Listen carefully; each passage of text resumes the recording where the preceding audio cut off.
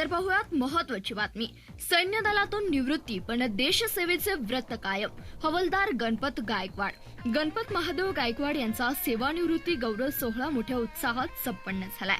निवृत्त होत असताना आज सैन्य दलाची कवच कुंडले काढावी लागत असली तरीही माझ्या आतला सैनिक कधीच मेलेला नाही। शेवटच्या श्वासापर्यंत देशासाठी जगणार असून राष्ट्रप्रथम हा विचार जपणारा सैनिक कायम जिवंत राहील। विशेष करून येणाऱ्या काळात समाजातील विविध घटकांना न्याय देण्यासाठी काम करणार असा ठाम विश्वास निवृत्त हवालदार गणपत गायकवाड यांनी व्यक्त केलाय। भारतीय सैन्य दलातील BSF विभागातून 26 वर्षाची प्रदीर्घ सेवा बजावून निवृत्त झाल्याबद्दल पारे येथे आयोजित भव्य सेवानिवृत्ती समारंभात ते बोलत होते। देशाचे रक्षण करण्यासाठी सैन्य दलात सेवा देणाऱ्यांचा गावकऱ्यांसह सर्वांनाच अभिमान असतो। सांगोला तालुक्यातील पारे गावचे सुपुत्र असलेले हवालदार गणपतराव महादेव गायकवाड हे 26 वर्ष सैन्य दलात सेवा दिल्यानंतर निवृत्त झाले। त्यानिमित्ताने पारे गावामध्ये त्यांचा सेवापूर्ती सोहळा मोठ्या आनंदात साजरा करण्यात आला।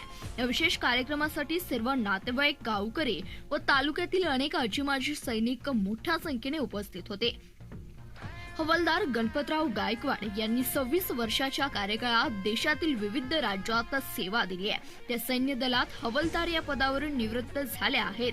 गावाच्या सुपुत्राने देशाचे रक्षण केल्याचा त्यांचे मूळ गाव पारे येथे गावातील नागरिकांना सार्थ अभिमान असल्याने त्यांचा आदर्श शहरातील व गावातील नव्या उमेदांच्या तरुण पिढीने घ्यावा आणि सेवानिवृत्त सैनिकाप्रती तथा भारतीय सैन्यात आपली सेवा देणाऱ्या तमाम सैनिकाप्रती आपली कृतज्ञता व्यक्त करण्यासाठी त्यांचा सन्मान करण्याचे उद्दिष्ट समोर ठेवून गायकवाड कुटुंबाच्या वतीने भव्य दिव्य सोहळा आयोजित करण्यात आला होता। प्रथम पारे नगरीत स्वागत होताच GCBने फुलाची उधळण करीत जंगी स्वागत करण्यात आलं।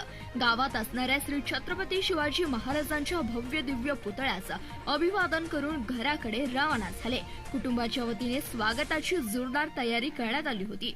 स्वागत होताच नातेवाईकांच्या डोळ्यात आनंद अश्रू वाहत होते। त्यानंतर मित्र परिवार व नातेवाईकांच्या वतीने सत्कार सोहळा पार पडला। उपस्थित मान्यवरांनी गणपत गायकवाड यांची यशोगाथा वाचून दाखवली। त्यानंतर स्नेहभोजनाचा स्वाद घेण्यात आला। या विशेष सोहळ्याचं सूत्रसंचालन माधुरी जाधव यांनी केलं। धन्यवाद। पाहत रहा CBS न्यूज मराठी।